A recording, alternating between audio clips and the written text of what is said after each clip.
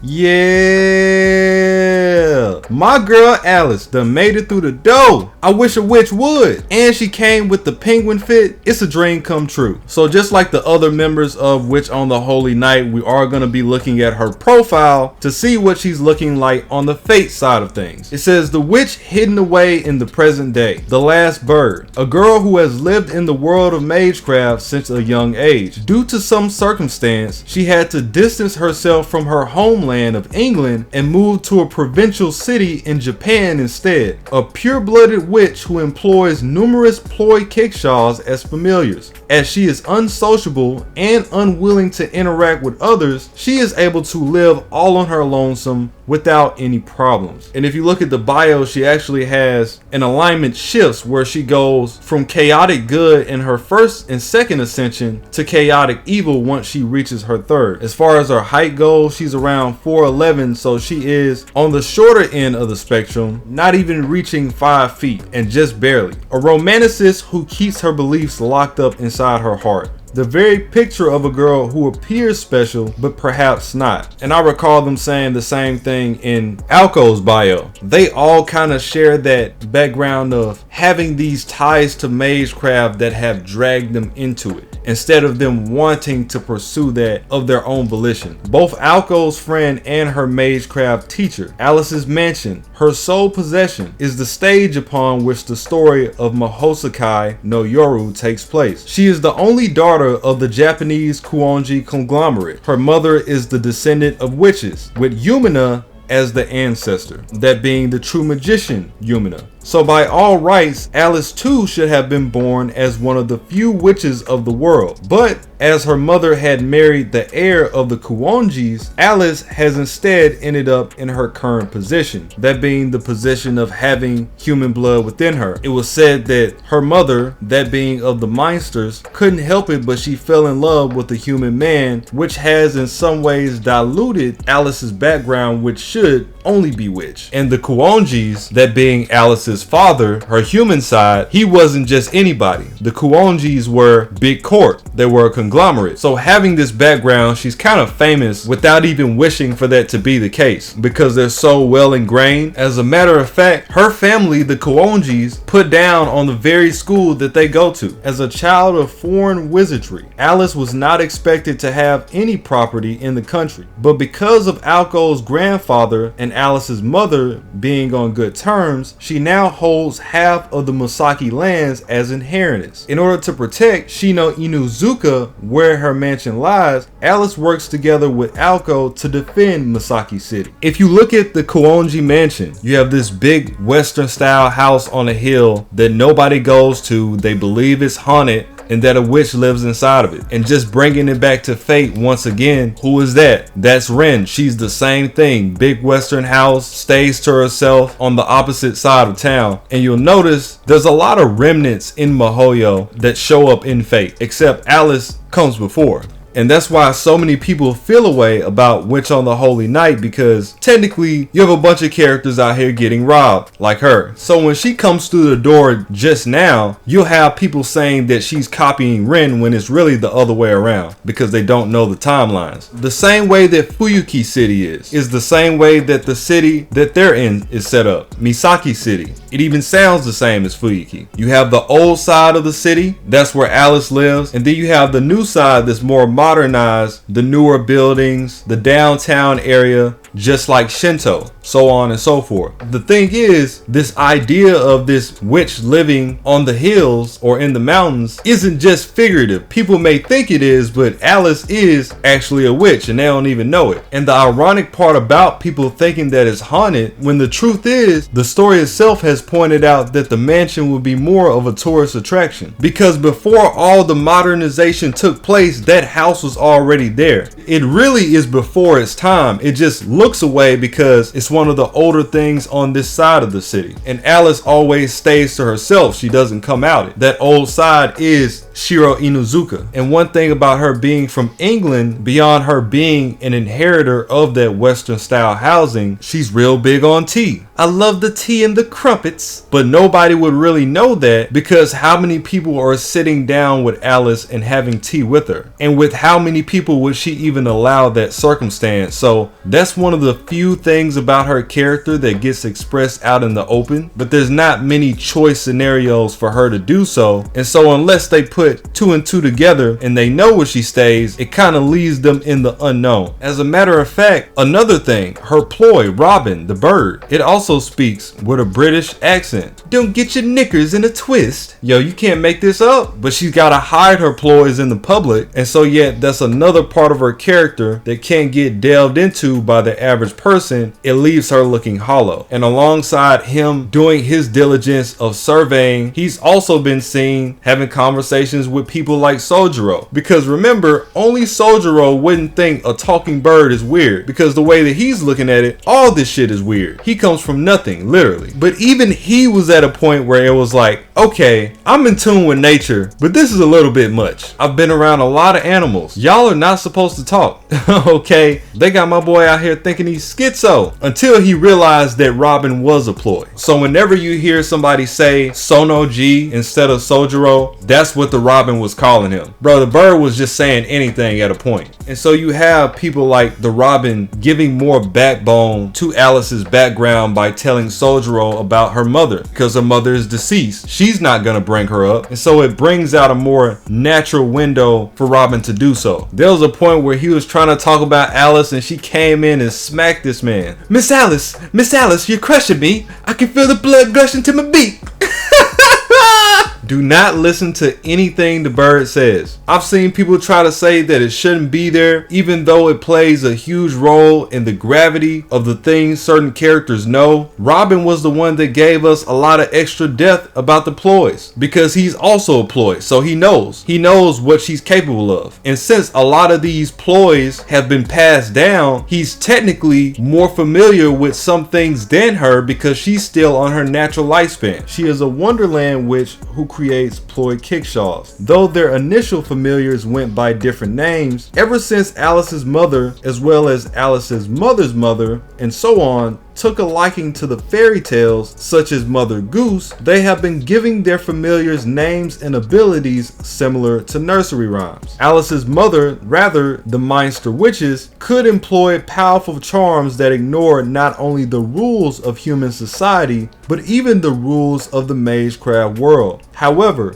ever since they learned how to create ploy kickshaws, they came to enjoy more mysterious witchery, allowing them to realize practically anything of a fairy tale nature, such as herbalism, shapeshiftery, 3 wishes, etc. And so as you can see, her descent is nothing to take lightly. It's essentially saying that they got bored with being so good that they chose to work on things that were less impactful just because they found it more interesting. As Yumina is their origin, the Minsters are very close to magicians themselves. The manifestation of fables and other magic you would see in fairy tales, such as miracles, alterations, and outcomes impossible to explain through existing magecraft foundations, are what form their motif, protecting fantasies from the laws of physics and utilizing them through the means of the 5th canonical factor, or in other words, true ether, that being the magical energy from the age of gods. For her personality, from the outside looking in, unemotional, uncaring, unexpressive, her aura of unapproachability surpasses even that of Alco. She is misanthropic, loathes anything rowdy, and holds the stance she will leave the room without a word if there is something she feels is unpleasant. Though that's not a stance she holds because she is truly inexcitable at heart, but because that's how witches are supposed to be. Having kept herself in control for so long, Alice does not realize that at her core she is pleasant, full of curiosity, a bit short-tempered, as well as slightly sulky. Occasionally, these kind of girly mannerisms can be glimpsed through the gaps of her icy mask. She never intends to harm commoners, but should they get in her way, she eliminates them as if plucking a flower. In that sense, she is extremely proactive. Alice apathetically ignores most things, but should anyone meddle with her pride, her witch nature and her mansion, then she will reprimand them straight up, or perhaps even eliminate them. And that's the thing with her, she has taken up this mantle of being a witch. She does enjoy this newfound lifestyle of having her friends around, and if you know what's good for you, you might want to keep it that way, maintaining good relations with Alice, because once you get on her bad side, it's t-shirts for everybody. You get put on a t-shirt, he gets put on a t-shirt. Looking at some of her skills, we have territory creation at an A rank. Unlike Alco, I like the diss there, her workshop creation is of the first class. Item crafting at an A rank. Unlike Alco. Wait, hold on. Why do they keep throwing Alco under the bus? Her item crafting is of the first class. You know what's funny? I feel like this is an ode to them always trying to one-up each other. Because once they're around each other and they start to get bored, a lot of the times that's what they tend to do. Lore defense B rank. Special defensive attribute. Modern weapons cannot harm monsters, for only methods of harm that exist within folklore may have any effect. Has damage cut against all attacks outside of phantasms. Wow, so unless you're an otherworldly being, you might as well not even try to approach her on a regular front. And this is kind of natural considering all the things that she has, but I'm surprised that they gave her a skill for it that's so clear cut. Modern weapons can mean a lot of things. That means nothing will work against her. Not a car, not a plane, not bullets, rockets. She would just eat that. Then she has things to deal with it even if that wasn't the case. So that's a crazy skill to have. Then we have the personality on the inside. She has a pessimistic and philosophical outlook on life. Though for what it's worth, she is not adverse to the ways of man. Even if perhaps Alice sees the gossip of her schoolmates as something meaningless that does not concern her, she does not scorn it. She has discerned that it surely has some kind of meaning to them. However, she dearly treasures the memories she has of her mother when she was alive. The reason why Alice is closed off is because she does not want anyone else to besmirch those memories. And while she herself endeavors hard to be a witch, as explained prior, her true nature is the same as any ordinary girl.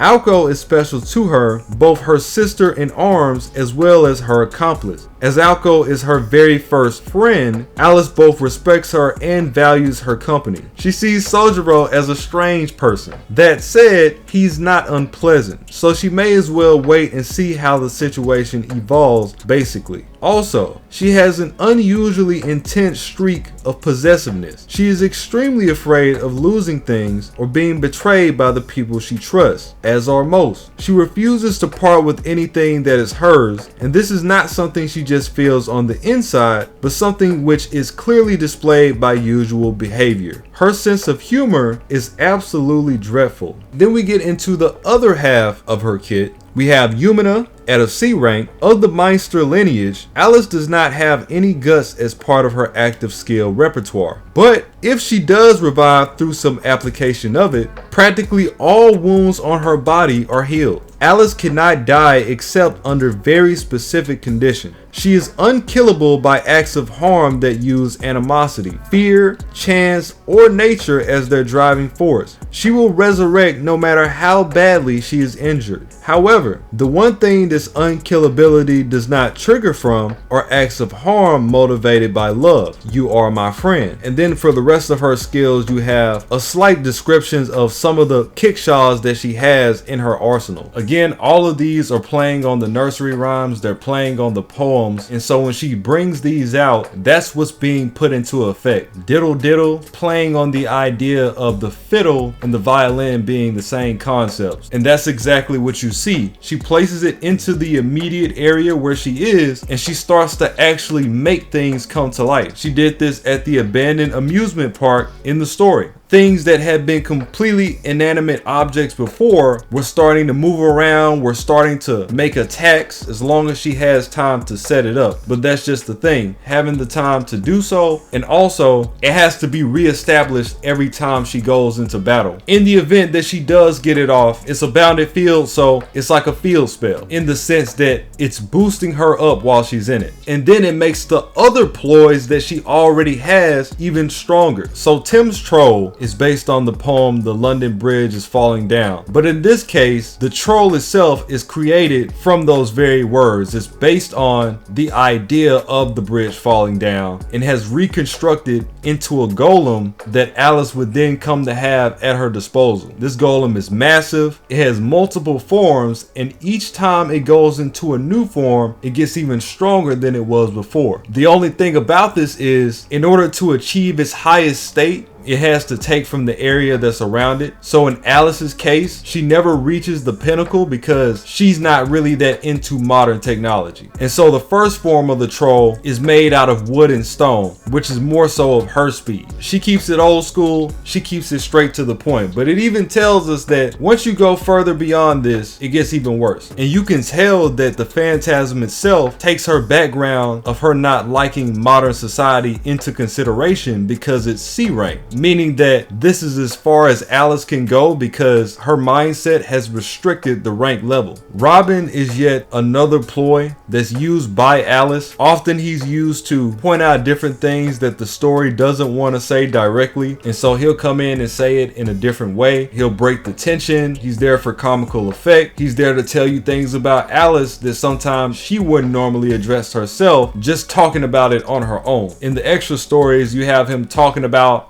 little personal things like how she can't swim and how she can barely dog paddle when she's in the water. She can't do a push-up. She struggles to do those. Can't even ride a bike. Like, he was really trying to expose her. And when she goes to gym class, she's just sitting around and watching everybody else because there's always those people in gym that did nothing at all. It was like, you know what? I'm gonna come to gym, I'm just gonna not work out at all. That was Alice. So I know there's a lot of people here that are like that. Y'all got something in common. And this is the thing with Alice, and that's also the reason why she has the name in the first place, is because her entire character centers around this Alice in Wonderland motif, but takes it to the next level, where everything that she does using these ploy kickshaws, these conceptual spells, are a manipulation of the things that are around her, or even giving form to things altogether. And she's supposed to have at least 30 of these by the time that the first story takes place. And that's not to say that she can't have more later, because we already know that some of them she made herself. The others come from her being that true magician descendant. And when it comes to these kickshaws conceptually, they might as well be reimagining the world in their own right, considering what they do. And we got to get into a whole topic covering those because there's so many. Then you have her phantasm, Flat Snark, which a lot of people may have seen in the trailer for Witch on the Holy Night. Oil of the Moon. Within Flat Snark's powerful barrier, all abandoned and forgotten things are brought to life as they would in a fairy tale and put under its control. When activated in an abandoned amusement park, all the scrap buses, Ferris wheels, merry-go-rounds, and so on will start to act as ploy kickshaws. And so for Flat Snark, it goes a lot further than Diddle Diddle, where you're just essentially turning different things that are around you and bringing them to life. Flat Snark kind of goes the whole nine, where it turns the entire territory into a fairy tale itself. And so just beyond you